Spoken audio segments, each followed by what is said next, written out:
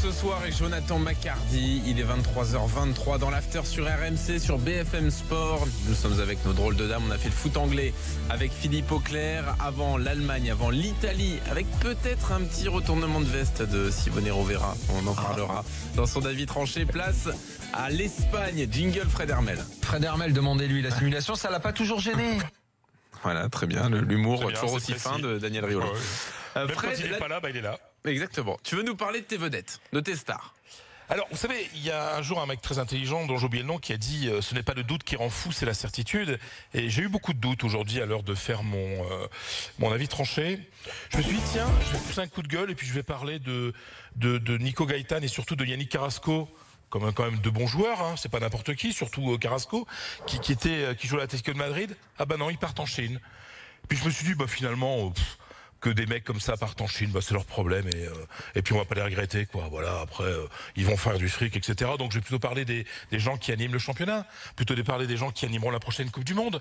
Alors je sais pas si vous vous souvenez, vous êtes un petit peu jeune, mais en 1984, j'étais ado, il y a un film qui s'appelait Histoire sans fin, avec une chanson de Lee Miley, Never Ending Story, na na na na na na. Et ben là, je peux vous dire que c'est magnifique, c'est un de mes films préférés. C'est sublime. Et ben moi, j'ai depuis quelques semaines, j'ai l'impression que Lionel Messi et Cristiano Ronaldo, c'est l'histoire sans fin. On pensait les enterrer et puis ça revient toujours. Et c'est pas uniquement pour ce week-end. Simplement, il y a eu peut-être un petit alignement des planètes qui fait que je suis obligé de parler d'eux et de parler d'Antoine Griezmann aussi, qui sont peut-être à l'heure actuelle, qui sont à l'heure actuelle les 3 meilleurs joueurs de la Liga et peut-être 3 des meilleurs joueurs du monde, ou sûrement 3 des meilleurs joueurs du monde. Parce que c'est un retour à une normalité qu'on sent depuis plusieurs jours, plusieurs semaines. Ça a commencé par Lionel Messi, qui a dû se réadapter avec le départ de Neymar. Il a fallu changer le système, on en a souvent parlé en 4-4-2. Et je vous l'avais dit déjà, attention, Messi est en train de redevenir très très fort. Et là, je pense qu'il a jamais été aussi fort de sa vie. Alors le match qu'il a fait contre Gérone ce week-end, c'était extraordinaire. C'est-à-dire qu'il est imparable et quand il prend le ballon, quand il tourne autour de la défense avec son pied gauche et puis qu'il met dans la lucarne. Et on a l'impression plus qu'avec un milieu renforcé comme il est aujourd'hui, parce qu'il y a un 4-4-2, qu'il est il est vraiment libre de tout, quoi, de tout. Il fait vraiment ce qu'il veut derrière un type de pointe qui s'entend bien, qui s'appelle Suarez. Et puis il y a Cristiano Ronaldo. Ronaldo, c'est la fin quand même. Hein, c'est un joueur quand même. Ah bah non. Cristiano Ronaldo, ça a été dur le début de la saison parce qu'il a été suspendu 5 matchs. Ça a un peu dérangé son lancement de saison. Et puis là, il est en train de redevenir le Cristiano Ronaldo qu'on avait revu quand l'an dernier, à partir du 8e de finale de la Ligue des Champions, comme par hasard. Et puis c'est un Cristiano Ronaldo qui... Messi marque 2 buts, mais Cristiano Ronaldo, il en marque 2 aussi. Et puis il est tellement bien, il se sent tellement bien qu'il est un petit peu moins obsédé par les statistiques. Il y a un penalty 89e. Il aurait pu marquer le 300e but de sa carrière au Real Madrid en Liga. Il aurait pu marquer le 50e hat-trick de sa carrière de joueur. Et qu'est-ce qu'il fait ? Il se sent tellement bien qu'il laisse la balle à Karim Benzema, qui a plus besoin de lui de marquer un but. Et Karim Benzema marque le but. Et puis rappelez-vous Griezmann. Alors Griezmann, c'était foutu. Griezmann, on se dit, de toute façon tout le monde sait, et c'est vrai, qu'il a de grandes chances de partir en fin de saison de l'Atlético. Il a été sifflé, rappelez-vous, lors du derby contre le Real par le public. Puis avant Noël, t'avais un certain Simeone qui faisait des yeux doux, qui ne parlait que Diego Costa. C'est normal. Costa allait pouvoir jouer avec l'Atlético à partir du mois de janvier. Et puis on oubliait un petit peu Griezmann. Et puis il y avait des petits mots comme des petites allusions pas terribles, comme c'est le faire parfois Simeone, qui est pas toujours quelqu'un de très sympathique, même d'ailleurs rarement quelqu'un de sympathique. Et puis là Griezmann, il a encore 5 mois à jouer là avec l'Atlético. Il est à fond. Qu'est-ce qu'il a fait là, depuis des semaines ?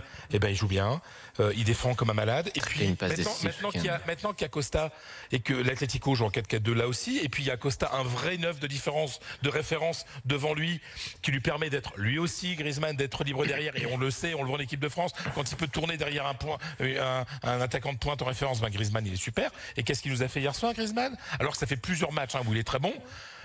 Il a marqué un triplé et puis il a fait une passe décisive.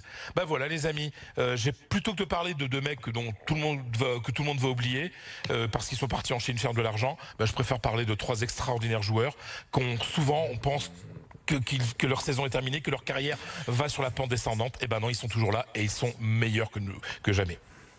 Jonathan, Pierre, qu'est-ce que vous pensez de la vie de Fred? Déjà, moi, Gaëtan, ça me fait un peu de la peine parce qu'il était censé retourner à Boca et il file en Chine parce que justement, il n'y a pas eu d'entente avec le club Boca. C'est ça, en fait, le principe. C'est apparemment, il y va pour faire un an.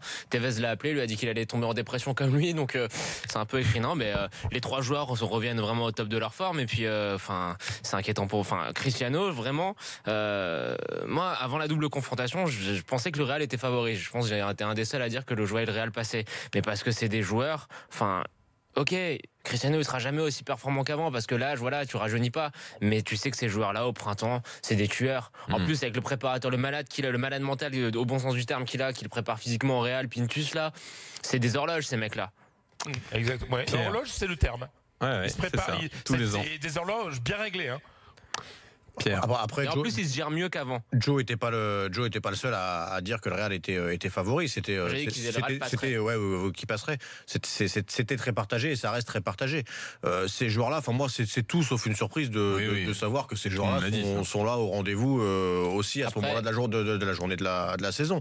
C'est une évidence. Voilà, c'est une évidence. C'est à ce moment-là de la saison jusqu'à la fin de la saison qu'on attend ces joueurs-là de toute manière. Après, le bémol sur ce que tu dis, Fred, c'est que par contre, Messi, il pourrait être aussi bien que ce qu'il est actuellement au Barça, prêt pour la Coupe du Monde. Alors là, ça reste une interrogation parce que quand tu vois l'état de sa sélection, il pourrait arriver en étant dans la forme de sa vie. Je sais pas ce que ça pourra donner. Hein. Ça, c'est un problème collectif de sa sélection. Des joueurs, les 3 joueurs là, le mondial, c'est dans moins de 4 mois. Et là, ils sont lancés, ils sont dynamiques. Alors, pourquoi je parlais de Griezmann? Parce qu'il est extraordinaire en ce moment, puis parce que c'est très rassurant pour l'équipe de France. Parce que le gros risque, les amis, c'est qu'un Griezmann qui en avait plus rien à foutre de l'Atlético, qui aurait pu être un petit peu borduré, voilà. Tu penses que c'est dans son caractère, Fred? Non, mais c'est possible parce que je peux te dire qu'avec Simeone, ça se passait pas très bien là avant Noël. Okay. Et Griezmann, lui, il a pris le peu de Joff, il bosse comme un malade, et donc il est vraiment sur une dynamique de compétition. Et un joueur qui arrive au mondial après 4-5 mois, il n'a rien à foutre de ce qu'il fait en club, il peut pas être bon. Alors que lui, il est vraiment dans une dynamique qu'il faut, quoi. Dis-moi, Fred, où en sont les blessés du Real qui joueront pas jusqu'à la veille et qui seront tous là contre le PSG? Alors ça, je t'arrête tout de suite. Je t'arrête tout de suite. Oui. Parce que tu connais le Real, tu connais Zidane, et là le bluff, c'est vraiment pas leur truc. C'est pas leur. Alors il y a des clubs comme ça, eux c'est pas leur truc. Alors je vais vous donner les informations. Oui. Marcelo et Modric devraient être là. C'est-à-dire que ce qu'ils ont, c'était une petite déchirure de grade 1, vraiment une petite lésion. A priori, ils pourraient reprendre l'entraînement mercredi. Kroos, l'entorse au genou, c'est un petit peu plus compliqué, donc il y aura une incertitude jusqu'au bout. Mais Zidane, vu en plus l'état de son effectif, où il y a vraiment des alternatives super, comme Asensio, comme Kovacic, ou pour Kroos, c'est Kovacic qui fait encore un bon match ce week-end, qui a fait un bon match à Leganés l'autre jour. Le Zidane, dans sa tête, et c'est ce qu'il a dit aujourd'hui en conférence de presse, c'est que si ces joueurs ne sont pas capables de reprendre l'entraînement cette semaine et ne peuvent pas jouer quelques minutes contre Retafe samedi soir, il estime que le match contre le PSG sera trop dur pour eux. Donc il n'y a pas de bluff jusqu'à la dernière minute. C'est-à-dire que samedi soir, on saura ceux qui vont être du voyage ou pas. Si 2 sur 3, sur 1 sur 3 ou sur 0, participent au match contre Retafe, ils seront du voyage. Ça sera quand? Ça sera lundi matin pour jouer contre le PSG mardi soir. Mais a priori, le staff est plutôt optimiste sur les blessures de Modric et de Marcelo. Ok, autre chose dans l'actu. Alors du coup les départs en Chine, pardon, oui, voilà, on en a parlé. Parce que c'était dans les tuyaux depuis quelques jours. Voilà. Après Carrasco, Gaëtan, c'est un bon petit joueur, mais Carrasco c'est quand même un type hyper talentueux. C'est bizarre en fait. Ouais, mais c'est parce que Gaëtan, je peux le comprendre. Il a tout fait pour retourner à Boca. Il a fait vraiment. Il voulait y retourner. Il a cette opportunité. Il a 24 ans. Carrasco il est plus jeune, quoi. C'est pas la même chose. C'est n'importe quoi. Franchement, il a une attitude de merde. Moi, je l'ai vu sortir dans les matchs.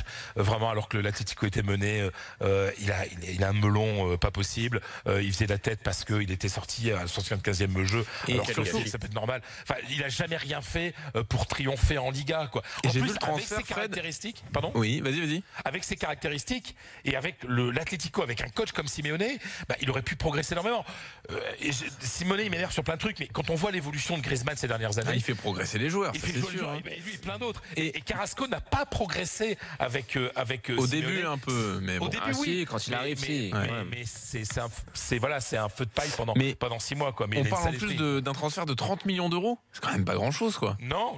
Bah après, dont 7 millions et demi qui devraient aller à Monaco, d'ailleurs. Exactement, oui, exactement, parce que c'est toujours dans les histoires de contrats, etc. Quand il y a des reventes, donc c'est pas énorme comme transfert. Après, l'Atlético, on s'enlève un gros salaire, hein, donc. Voilà, c'est une opération. Puis après, je pense que Simeone lui avait mis une croix dessus en disant voilà, de toute façon, ce type-là, il pourra pas donner plus. Donc quel gâchis, oui, franchement, autant Gaëtan, voilà, mais Carrasco, c'est du gâchis. Mais c'est quelqu'un en plus, voilà, je vais pas faire le côté journaliste, etc. Mais bon, il est francophone, etc. On n'a jamais, en 3 ans, nous les correspondants ici, on n'a jamais pu avoir un brin de parole avec lui. Enfin, c'est un type qui faisait la gueule. Franchement, c'était bon débarras. Il va gagner combien là-bas? Il va gagner beaucoup d'argent. Voilà, vous avez une idée de son salaire? Non, mais c'est super tôt pour lui. À 30 ans, allez. Mais oui, c'est trop tôt parce qu'il peut en faire. La Belgique, quoi. Alors la question, c'est par rapport à la sélection belge, quoi. Ouais. Et il y a le mondial. Et puis de l'argent, Fred, il peut en faire. Alors peut-être pas autant, mais beaucoup. Ailleurs et dans un championnat où ça va rester compétitif. Je pense qu'il était payé quand même à l'Atlético. J'attends, moi je me permettrai pas de juger et surtout je suis curieux de savoir quel salaire il a. S'il a vraiment eu un point d'or, écoute, si le foot c'est pas sa priorité, qu'il a juste envie d'aller cachetonner et d'arrêter au plus vite pour faire autre chose, c'est son choix. Hein. Oui, c'est son choix. Excuse-nous d'être triste et de. C'est son choix et je peux le comprendre même. C'est pas. Witzel, il est parti.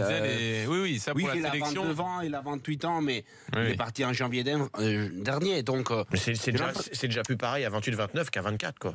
C'est super tôt, là. C'est pas une question de motivation de partir. Ça devient toujours moins. Le seul choix, c'est le sien. Il fait ce qu'il veut. Il n'y a pas de souci. On ne porte pas de jugement. On dit juste que c'est spécial. J'ai jamais eu l'impression que c'était un joueur foncièrement amoureux du métier de footballeur. Je sais pas, mais j'ai l'impression que j'ai toujours trouvé un peu nonchalant. Qui s'appelait Rivaldo, qui détestait le foot. Il a joué jusqu'à 45 ans. Non, mais si tu détestes le foot, je veux dire, il y a un moment, t'as envie de gagner des titres, t'as envie quand même d'aller loin, t'as envie de faire quelque chose de ta carrière. Mais moi, je suis d'accord. Mais un joueur comme ça, il peut trouver un très bon club européen, quoi. Tu vois, où il va gagner de l'argent et où il va s'éclater. À sa plage, à son âge, je sais pas si. Il gagne déjà beaucoup d'argent à l'Atlético. Ouais, mais après, il faut bosser. N'empêche qu'il revienne, 24 ans. Oui, c'est vrai, dans 2 ans, bien sûr. Je ne vois pas aller finir sa carrière là-bas. Mais attends, tu crois qu'en Chine, quand t'as 24 ans, tu progresses? Non. C'est pas possible. Non, mais c'est sûr ça, mais bon. Est-ce qu'il peut avoir progressé avec Simeone? Attends, Philippe, qu'est-ce que tu disais, Simeone? S'il n'a pas progressé sous Simeone, je ne sais pas s'il pouvait progresser ailleurs. C'est une très bonne remarque, dit Philippe là. Non, mais j'allais dire, est-ce qu'il peut. Je me faisais de l'avocat du diable parce que je suis totalement d'accord, mais est-ce qu'il peut faire une trajectoire à la Paulinho? À savoir que Paulinho, il est sorti de Tottenham où tout le monde pensait qu'il était complètement fini, terminé. Il est allé en Chine, il est revenu, il est allé à Barcelone. Bon, il a loupé son match contre Chelsea, mais cela dit, c'est le pire de l'équipe du Barça. Oui, mais il fait une très bonne saison. Ah non, il fait une bonne saison. Non, mais c'est la bonne surprise. Donc la Chine n'est plus le cimetière des éléphants. Peut-être qu'il va falloir qu'on change peut-être notre façon de penser également. Non, mais le niveau. J'avais parlé avec un entraîneur l'autre jour, c'est niveau 3e division. Non, c'est vrai. Moi, messieurs, je suis pas d'accord avec vous parce qu'on se base là sur 2-3 miracles qui sont arrivés ou 2-3 exceptions. Mais de règle générale, quand tu vas mettre les pieds là-bas, surtout pendant 2 ou 3 ans, tu reviens pas au Barça en général. Au Dalian. Désolé.